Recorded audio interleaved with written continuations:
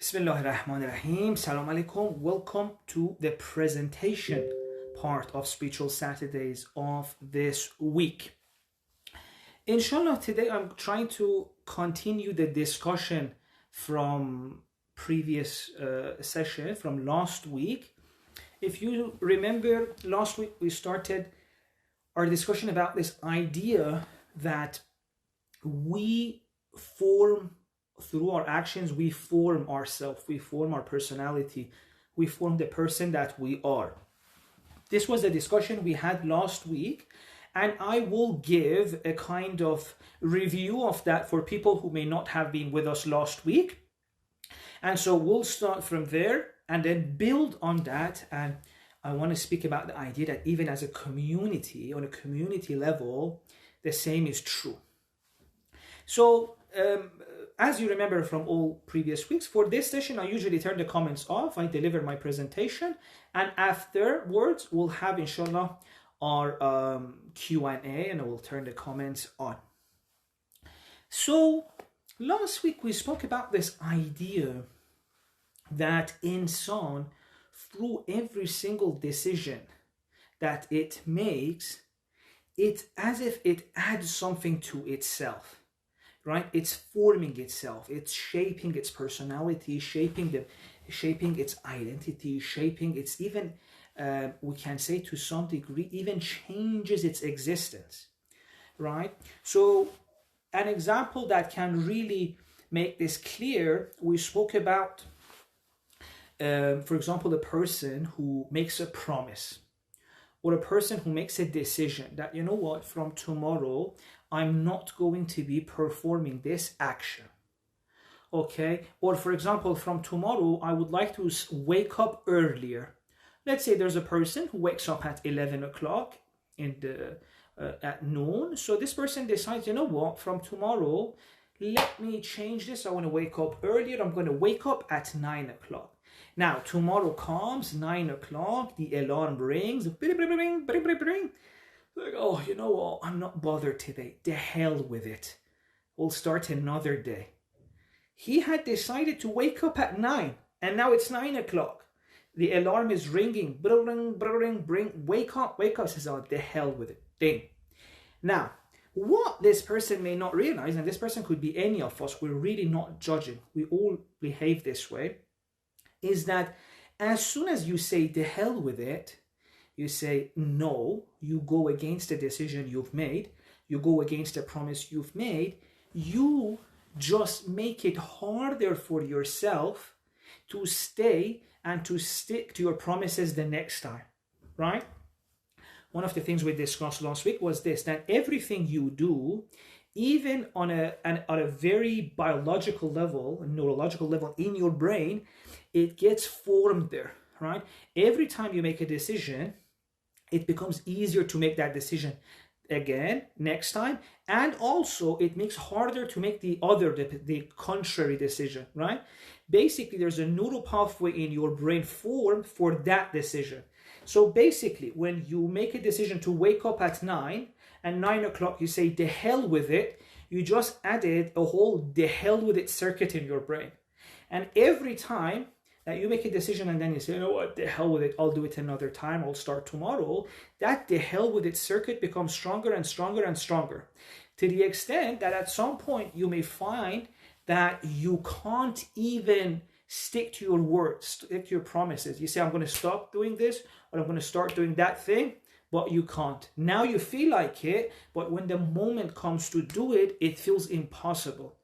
It's as if there's another force inside you that stops you from doing it, right? And it makes all sorts of justifications. Like, for example, you said, you know what, I'm going to be waking up early, but then when the morning comes, it's as if you're a different person with a different set of reasoning. Like last night, you made all of those good arguments. Well, it's going to help me regulate my mood. I'm going to have much more time to do my stuff. You know, I'm going to feel better. So you had all of these reasons why that's a good idea. But in the morning when you're sleepy, it's as if another set of reasoning, it's like another person with another set of arguments. You know what, I'm so tired. I deserve to sleep 2 more hours. I don't have much to do anyway. Last night I slept late, and tomorrow we can always start tomorrow. There's nothing wrong with starting tomorrow, right? It's as if it's a different person with a whole new set of arguments. So every time we go against, for example, what we wanted to do, that the hell with it circuit becomes stronger. Now, this is just one example, and this is true in almost everything in our life, right? What we do changes us that moment. And if we do something for a long time, it becomes part of who we are, and it may even become so difficult to get rid of it. And this can be even our fears, this can be our anger, right? There may be a 30-year-old or a 40-year-old who's a nice father, a nice mother, or a nice, for example, person at work, but he's got a terrible temper, right?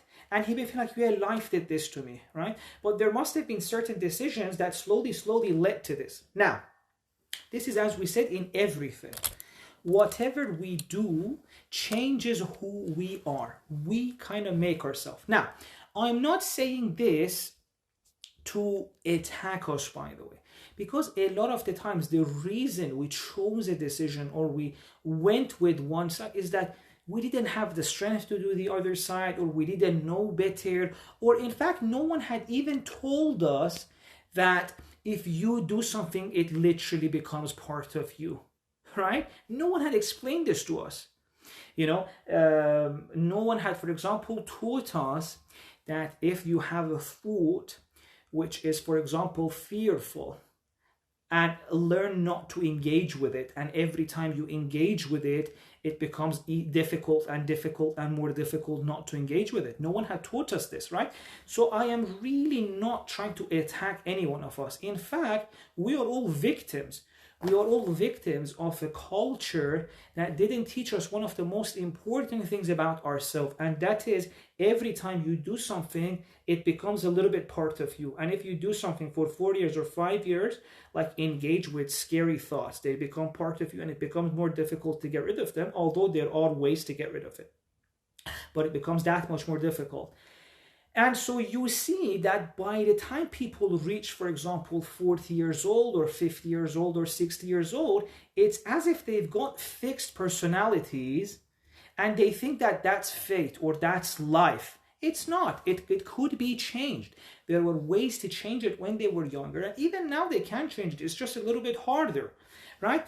But you see, you look around yourself, there are people with so many different personalities.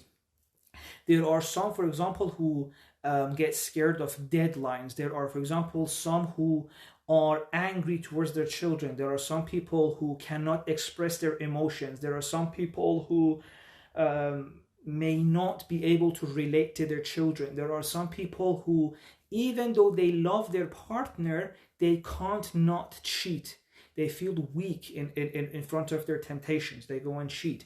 Or, for example, even if they don't cheat, they entertain fantasies which go against the nature of a loyal relationship, right? And all of these people may feel like, oh, how did this happen to me? Why did I become like this? Okay? And of course, because no one ever taught us, no one ever told us what a personality is, how it's formed, how every action we do leads to something growing in us.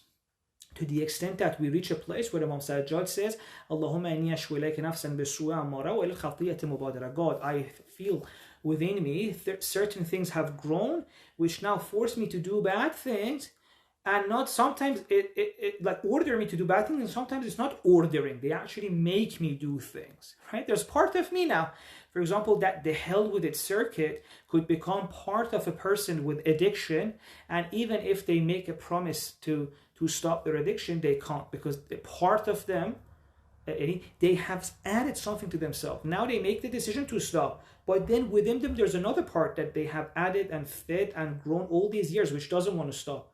That the hell with it. Now I'll start another day. I'll start tomorrow. That one can't. So they want to change, but there's something inside them which stops. Now, this was the discussion last week. Whatever we do changes the person we are. And if you look around you and there are people with so many different personalities, it's not that they had to be like that. It's that no one helped them. No one helped us. No one taught us that this is the case. So that's one thing. The second thing is that A lot of the times also we should know that it's not like we started something. It's very also possible that someone else, like an adult or a caretaker or someone in our environment when we were a child, they started a pattern in us that later on, because we didn't know how to deal with it, became part of our personality, right? So that's also another reason why we should not judge ourselves, why none of this is a blame, why none of this is an attack. We are all in it together, right? There's no reason to feel blame for something, because I want to mention two things which are so important for you to always have in mind for yourself and for your children. First thing, you always did the best you could with the knowledge you had, right? You always tried your best with the knowledge you had and with the strength you had. We may even have made mistakes, but we didn't know better or we didn't have the strength.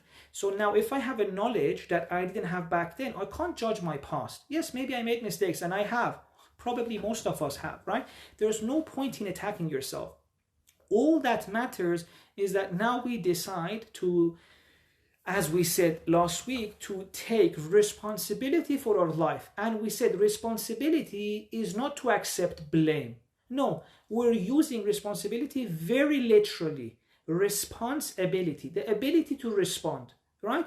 No matter whose decision or whatever led to this point in my life with this personality, I want to take the responsibility to fix this, to change this, right? And a good example to show you what I mean is that, let's say you were in an accident, right? And someone hit you. Someone hit you in an accident, you got really hurt, right? Are you responsible for this or not? Now, if you think responsibility is who to blame for this, you're like, no, of course I'm not responsible. That car hit me. Exactly, you're right, but that's not the responsibility I'm talking about. Forget about blame. I'm saying now you're hurt. Do you want to take charge? Do you want to have the ability to respond to this situation that right now you're hurt? Probably you will say yes, and most of the time you act as if you say yes. Why? Because no matter who hits you, even if they run away, you'll still want to take yourself to a hospital and get yourself checked, get yourself treated, right? No matter who did it, you still want to take control. I'm hurt. I can't lie down there and say, well, the person who did it has to come and fix me. No, if I want to do that, I'm going to bleed to death in the street while people will probably be taking, like videos and put it on YouTube. So the responsibility, when we're talking about it, this is all we mean. The ability to respond. No matter who did it, I want to take control for my life, right? And now we'll come back to this idea in a bit when we start talking about the world and community, etc. But for now, we're talking at a personal level. We're saying, let's take responsibility for the person we've become. If we're angry, if we don't know how to argue, if we're shy, if we're scared, if we're confident, no matter what we are, whatever our weaknesses, our shortcomings are, let's take responsibility for it, not in the sense that we are to be blamed for it, because who cares about who's to be blamed at this stage? I always said, if someone shoots you in the arm, before we want to see who's responsible for that, my first priority is let's take the bullet out, right? Let's take the bullet out of your arm, and then we can talk who's to be blamed.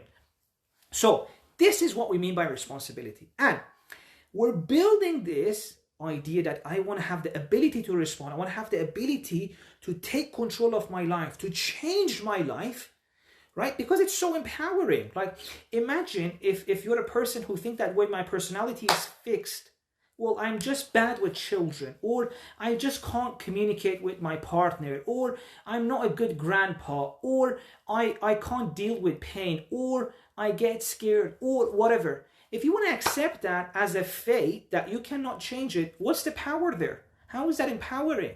You're giving up on your life. You're giving up on who you are, which is a person that can change this world. And a great part of that is by changing ourselves. So tonight we're saying, see, beautiful soul that you are, we are not powerless in creating ourselves. Yes, a lot of who we are was done to us by other people. If, for example, as a child, you had parents that did not establish a good relationship with you, you may have an idea of relationships that are not safe. So you may, for example, even build walls around yourself. So maybe part of the reason you find it difficult to have good romantic relationships with your partner is the way you were treated as a child. Fair enough, I get that, right? You're not to be blamed for that. Maybe the reason, for example, you find it difficult to deal with your anger is that as a child, whenever you wanted to stand up for yourself, they said, no, don't do that, don't be angry. You know, they suppress your anger, so you never got to practice how to deal with your anger, right? Maybe the reason why right now you can't deal with your emotions, you are not very much connected to yourself, is that as a child, when you were scared or when you were worried, that your caretakers, instead of allowing you to experience that, allowing you to get familiar with your emotions, learning that emotions are part of life, they thought that the best way to help you is to distract you. And they said, oh, you're worried, let's buy you an ice cream. They distracted you from your emotions, so you got disconnected from your emotions, and now you're at a level 20, 30 years old, and you're like, I can't deal with the emotions, right? I get that. A lot of things could have happened to you and me, which we had no control over, right? Of course. Now what we're saying is that whether they did it or we did it, because a lot of the times we did stuff because we didn't know, right? As a teenager, maybe I didn't know that my behaviors right now are going to turn into very solid patterns which are so difficult to change. So as a teenager, maybe I chose a lifestyle thinking I could always change it, because as a teenager, I could change everything. So I thought if I live this way, I can always change it. But I didn't know that every action I'm taking, it's going to become part of myself. Every time I make a decision, a neural pathway created in my brain, it becomes that much harder not to do it the next time. I didn't know that. So maybe there are even parts of me, shortcomings, which I made it myself because I didn't know. Right? As a teenager, I did things which led to certain patterns which now I can't get out of. Maybe the reason why I find it so difficult to wake up in the morning is the way I lived as a teenager, because no one told me how you live right now is going to change who you are. Every day, the time you wake up changes you. And it's not easy to go back. No one told me that. So maybe part of the reason I'm like this is how I lived. Okay, whether it's other people, whether it's me in the past, right now, all that matters is that once I know this, that through my actions, I can change myself, I can form myself, now I am empowered. Why? Because if I got myself in this mess, or if other people got me in this mess through making me live in a certain way, now, by living in a different way, I can undo these things. Even though it's difficult, even though it's now, I have to maybe sometimes swim against the current, but it is possible, right? Every single thing about your personality, if it's making your life difficult, if you don't like it, can be changed. Every single thing, right? And this is very empowering to know. Yes, it may take time. Yes, you may need support. Yes, you may need help, but it's possible. You can do it, because insan, you create yourself. One of the things which I really loved, I was reading one of the books by Dr. Shariati. One of the beautiful things he said is that he said insan is one of the only creatures in this world whose creation is half done, right?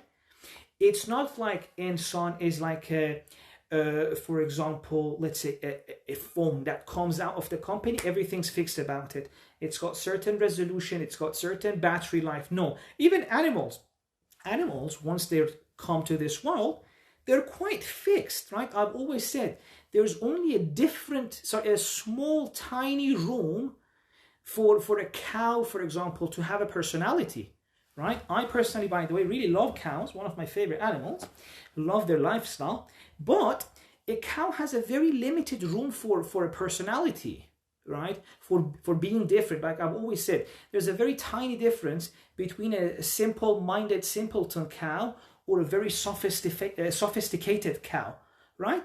But with insan, it's not the same. Insan gets to create itself. It's as if, for example, a half-written painting comes to the world, and then they tell the painting, draw the rest of the painting, right? That's what we are. We don't come to this world as a done painting. It's more like we come as a canvas with some brushes here and there. The family we're born into, the culture we have, the genes we get.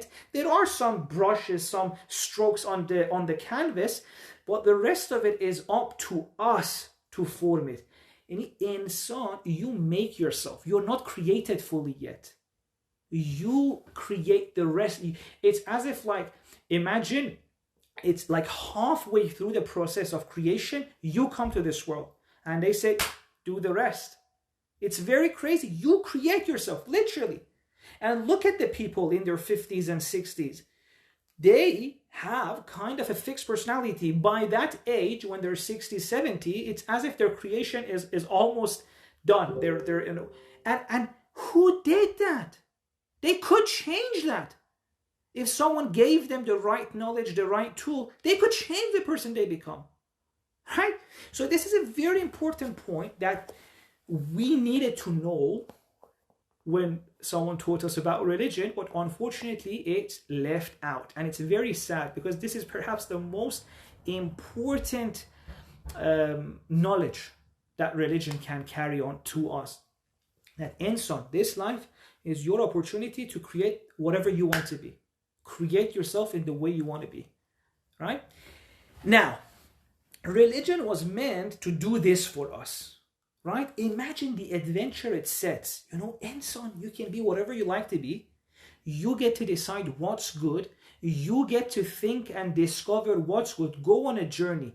Discover what's the best form for you to become. Right? Go on this adventure and figuring out what you should become. Right? There's no fixed answers for you. Go on this adventure. You know, اهدنا الصراط المستقيم that we say in the prayer, God guide me to the right path. It doesn't mean that God keep me a Muslim. No, it means that insan, you're on a journey to make yourself. Now, what are you going to make? You've got the ingredients. You're going to make something. What do you want to make? Well, in order to understand what's the best thing you can make of yourself, you're going to be making so many decisions. Do I do this now or do I do that? Do I go in this path? Do I go in this path? Should I say this now? Should I be like this? Should I become like that? Should I be with these people? Should I support these people? Should I support this cause? Should I be like this with my friends? Should I be like that? How should I? You have so many things to figure out for that ideal version of yourself. So many questions to answer. It's an adventure. And that's why you need every day to ask God, show me the right path. That basically means, God, I want to make myself. Today, what's the decision for me? Which way should I go? And then that way, you would have seen that God talks to you directly in your heart. God sends you decisions. And this is why I am a little bit bitter with the way they taught religion to us. Because the way they taught religion to us takes all of this adventure away. Right? It doesn't tell you, insan, you're here to create yourself. And then we'll talk later on that then you also go and create the world. That's your duty. But no, all it tells you that, insan, you have come to this world to suffer. And while you are suffering, it is a test so that we can see if as you suffer, you still do your prayer and you do your wuzu and you fast. And if you do these three things, you fast, you take wuzu, and you pray, then you will go to heaven. See, where's the adventure in that? That's the most boring, adventureless, dull, numbing, against insan way of life you can imagine. Insan needs prayer when you want to go on a mission to make yourself, to make the world, to discover what you should become. You are an unwritten book, a half-made creation. You get to decide what you become. Do you want to be a grumpy this? Do you want to be a confident that? Do you want to be a scared this? Do you want to be that? What do you want to be? You get to figure that out. And it's only when you're on a mission like that that you need fasting, that you need prayer. Because prayer is a tool designed for a person on that mission. If you're not on a mission, what's the point of saying اهدنا الصراط المستقيم? Right? That's why everyone's confused. They're like, if I have to fast and I have like these beliefs are enough for me to give. What is اهدنا الصراط المستقيم? I've already found it, you know? Which right path? I'm already on it, which is what most people think. Right? So do you see what happened? They limited the scope of a person's spirituality and journey of life and the purpose of creation, all of that to what? Pray, fast. That's it. Whereas what they don't know is that every single decision you make in life, every single act is part of your spirituality. Your spirituality is basically you have a soul and a chance to create something with yourself. Go and do it, right? Prayer, fasting, all of that are tools you'll need if you're on this mission. If you're not, you won't feel the need for it. Okay, so it's an adventure, and let me read this for you. It's one of the part I've prepared for you to read for you, and basically what I want you to have in mind right now is that compare the idea I am sharing of what is insan's role in this world, which is to take responsibility, make something of itself, and then we'll say of the world as well, to find, and then you'll see how many decisions you have to make, right? How many questions you have to figure the answers to, right?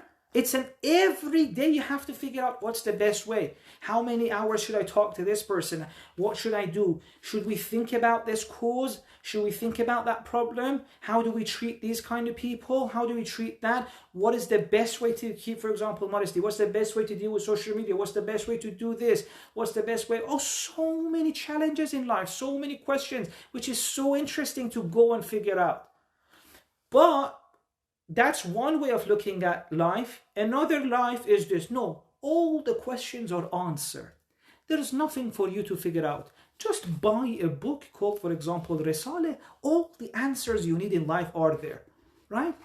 How should we deal with social media? Let's go and ask the scholars. But how do the scholars know? Social media is such a new phenomenon. You have to go figure it out yourself. Yes, they can guide you. Yes, they can help you. But this is for you to figure out. Right? No. All the answers are already ready. If we just call the office of that scholar, we can figure it out. There's no adventure there. All the questions are already answered. Someone else is telling you what to do in your life.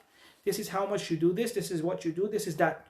For you, that's it. Do these things. Forget about the rest of your life. The rest of your life has nothing to do with your spirituality. Isn't that what they say? If you, for example, do this, do that, that's it. Focus about these 4 or 5 actions, pay this amount of money every year, and then the rest of your life, it's up to you. Do whatever you want. Bobo, it's an adventure, it's a journey, right? Now, if that's the case, if they are the ones who are going to give you all the answers, why would you even need a direct line of communication with God? Why would you need a fitra, right? If all the answers in the world are given, for example, in the book that a person has written, or that scholar in that office knows them, why would you ask God, اهدنا الصراط المستقيم, God, show me the right path? Why would you have a fitra to tell you what's the right thing to do? Well, they've already told you all the right thing, right? So slowly, with that understanding of religion, the person gets disconnected from their fitra because they have no opportunity to practice it. Every single decision is made for you. This is how you treat the other gender. This is how you study. This is what you do. This is what you do. This is what you do. This is what you do. Okay, then why on earth do I need a fitra? Right? Why do I need God to show me the truth? Why would God directly talk to me? Which Imam Hussein says God does that. Now, let me read this for you. I can trust my experience. One of the basic things which I was a long time in realizing, and which I'm still learning, is that when an activity feels as though it is valuable or worth doing, it is worth doing. Put another way, I have learned that my total organismic sensing of a situation is more trustworthy than my intellect. This is something I want to talk to you about tonight. Once you realize that in this life there are so many unanswered questions, so many things for you to figure out. Imagine they tell you you are responsible to turn what you are right now into the most beautiful, amazing thing that you can think of for the world, right? Imagine They say the world right now, imagine the situation of the world. Now we want your opinion, no one else's, your opinion on what this person that you are should become to have the best impact for the person itself, for its family, for the community, for its world. Wow, that's such a challenge, that's such a puzzle, that's such an adventure to figure out. What should I become that would be the best for myself, my family, and the world? So many answers I need. You have to figure that out. And what should you rely on? This is where you need the fitra. This is where God directly talks to you, right? In every decision, in every corner, there's part of you that tells you which way you should go. Oh, this feels right. Maybe I need to support this cause. Maybe I need to support it this way. Maybe I need to talk with this person. Maybe I need to join this group. Maybe I need to change this about myself. Maybe this is wrong. Maybe this is, there's part of you that guides you towards this. Right? It's only when you start taking life this way that you'll start connecting to your fitra, you start feeling God's guidance right away. There's a verse in the Quran in which God says we give every person guidance directly. But most people turn away from it. Why? Because they don't feel they need it. Right? Well, the books have already all the answers. Now here it says that one of the things, by the way, this is by Carl Rogers. He says one of the things I started realizing is that I need to trust this thing inside me that sometimes gives me a feeling of what I should do. Because as I said, you're the one who's meant to decide what you should become. And on the day of judgment, God says in the Quran, you don't get to say, God, I made myself like this because scholars told me this is a good way to become. No. God says, I don't want any other person's ideas. Even if you listen to a scholar, it should only be after you feel like it's a good thing listening to them in this regard. If in another regard you feel like you have an opinion which seems more right, you have to go with that. Right? Because at the end of the day, God says, see, I don't care about anyone else's opinion with regards to you. With regards to every single person, I only care about themselves. Why did you do this to yourself? Why did you make this? God says, didn't I give you these feelings that you should have become like that? You felt it, you wanted, you were excited to do this. You were excited to go this way, but then you didn't because someone said no. God says, why? Why? So this part I'm reading to you is about trusting the fitra inside, trusting that you have a moral compass inside that can show you making thousands of decisions that you have to make every month to become the person you want to become. All of my professional life, I have been going in directions which others thought were foolish, and about which I've had many doubts myself. But I have never regretted moving in directions which felt right, even though I've often felt lonely or foolish at the time. Because as I said, most of the people don't want to go on this adventure. They just want to listen to other people. What do you think I should become? And if you want to go that way, people have ideas about every aspect of your life, from which type of socks you need to wear, how your hair should look like, what kind of dresses you should wear, what you should do with your life, how you should travel. People have answers for all of that. If you want to listen to them, they won't even leave you 1 ounce of control over your life. So if you want to go, and most people go that way, because no one has spoken to them about this adventure of making yourself, you and God. It's a journey between you and God, you and your fitra. If others understand you, perfect. If not, who cares? It's an adventure. So I have never regretted moving in directions which felt right, even though I've often felt lonely or foolish at the time. I have found that when I have trusted some inner non-intellectual sensing, I have discovered wisdom in the move. In the fact, I have found that when I have followed one of these unconventional paths, because it felt right or true, then in 5 or 10 years, many of my colleagues have joined me, and I no longer need to feel alone in it. It's very interesting. It's saying that there were a lot of times that I felt like my community, my group, this was about psychologists, they wanted me to be that way, to follow that path. But I said, no, even as a psychologist, I don't like some of the ideas you're discussing. I want to discuss this. I want to discuss it this way. See, so it's not just about religion. In every setting, it could happen. Even you can go to academia and you feel like, no, the way you want to do it is different to other people. Now, the interesting thing is this. He's saying that every time I decided to go with what I wanted to do, with what I felt was right, not only I didn't regret it, but in 5 or 10 years, all the people who were telling me don't do it actually started doing what I did as well, right? Because that's the truth. They can only deny it when no one's tried it, right? Because you're bringing something original, something authentic, something godly to the world. Once you haven't done it, they can stop you. But once you bring something original, something authentic, something beautiful out in the world, no one can deny it. So they'll start copying you as well. And God, I have so many examples of this. So many examples of this, right? Even in religion, a person wanted to explore, for example, a certain idea. So many other people said, no, don't do this, don't do this. But once that person explored it, they wrote a book about it, everyone started loving it, their relationship with God became better. The same people who told them don't, they started saying, no, this is a book we support, this is a book. Yeah. Just think of, for example, one of the best books of tafsir right now we have, especially in the Shia world, is Al-Mizan by Allama Tabatabai. Right now, if you ask many of the Shias, for example, they say, no, even in the Shia world, we have tafsir. Look at the tafsir of Al-Mizan, right? They forget that when he was writing it, no one was supporting him. They forget that when he was writing it, how much they hurt him, how much they tried to stop him, how much they isolated him, right? Allama Tabatabai, they wouldn't even let him teach. Imagine. Who didn't let him teach? Was it the non-religious people? No, the other scholars in the town. He was, for example, teaching a certain class. They were so scared that others may judge them, other scholars, that they would hide it under, for example, something. Right? And I'm saying you can be Allama Tabatabai, that high in knowledge, but still there would be some people, some religious scholars or some people or whatever, that would try to push you away from what you think inside is right. But once you do it, because Allama didn't care about them, he continued, he wrote his book, he wrote Al-Mizan, he taught the classes he taught.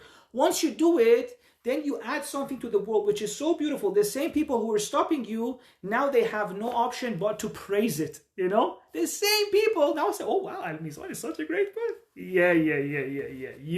Yeah. It's always like that. It's always like that.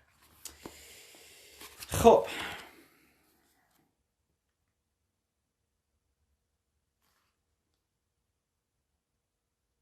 As I gradually come to trust my total reactions more deeply, I find that I can use them to guide my thinking. It's about this idea that, look, there are so many different models of thinking about this. At the time he was writing this book, he's phrased it between my intellectual understanding and what my whole body thinks. Now we have better models of thinking about this. But the whole idea is this. There's ideas people have built into your mind of what is right or wrong, or there's a sense you get yourself. It's a very deeper sense of what's right and wrong that sometimes goes against what others have told you.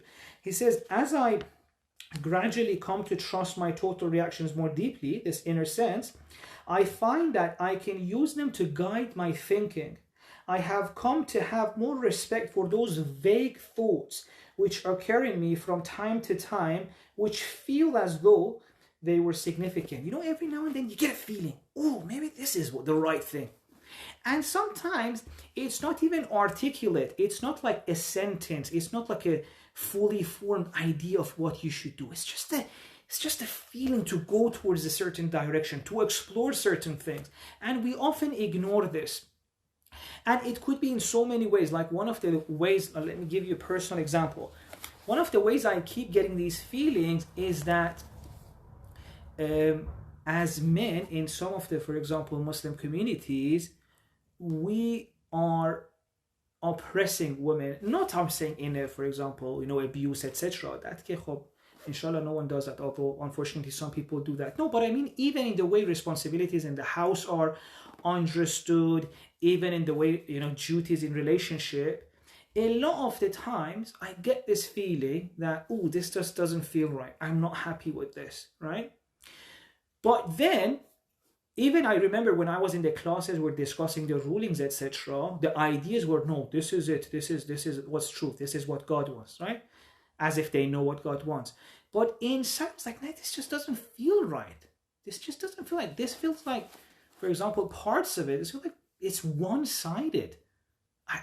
And at these stages, it's so easy to sacrifice this feeling you have, to shut it down, in the favor of this idea in your head that no, this is what God wants, this is what religion says, right?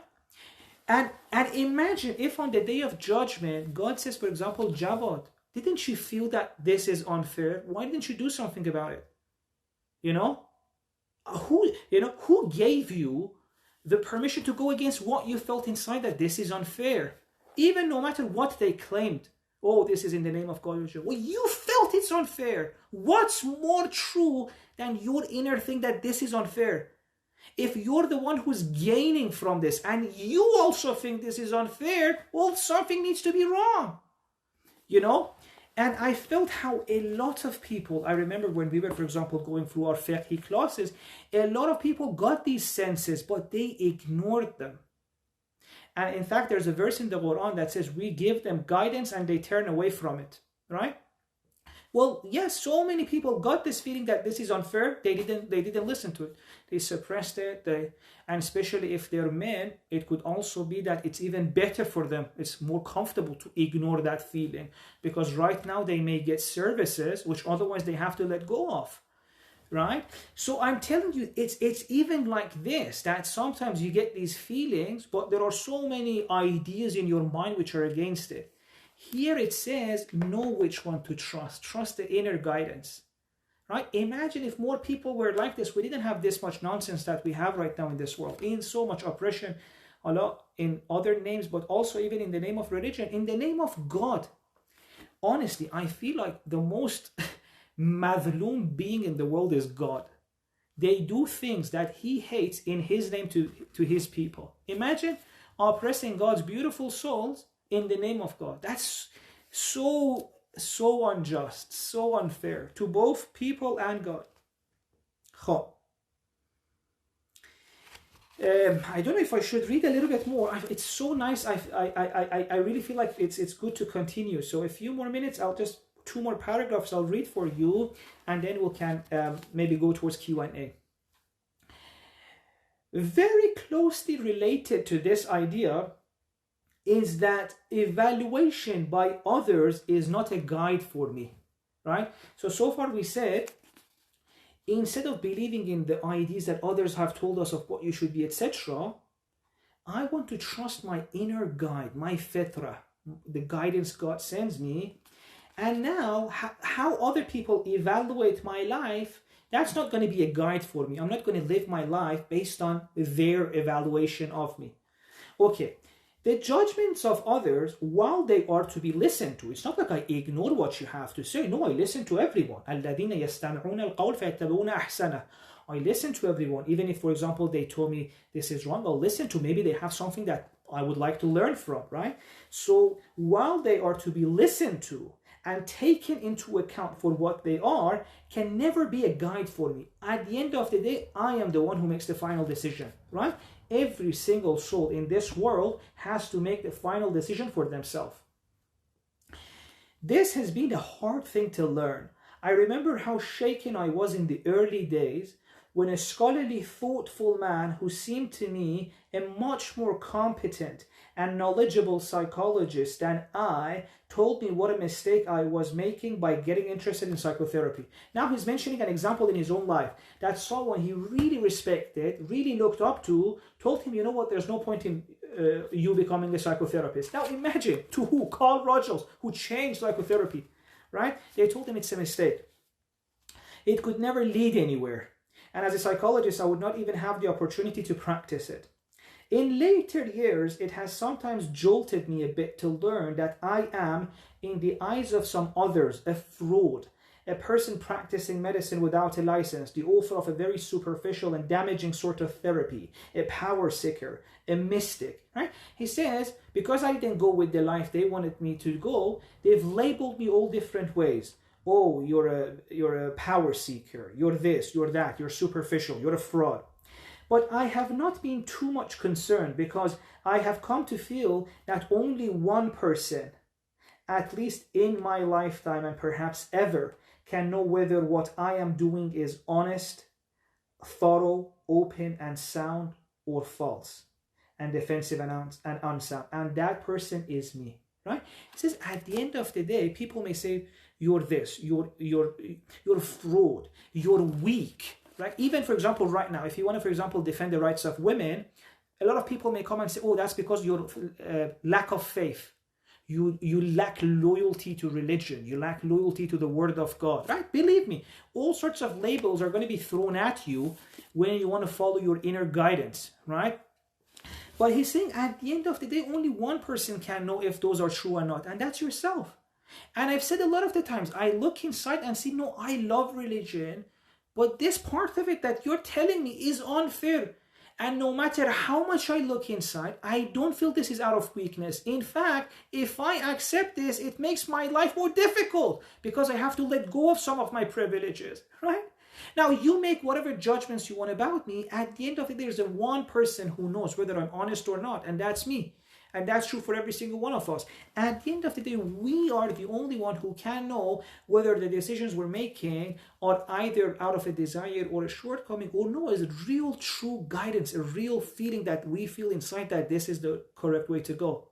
Right? And we are open to other people's ideas. We may be wrong, right? But we are the ones at the end of the day that make decisions.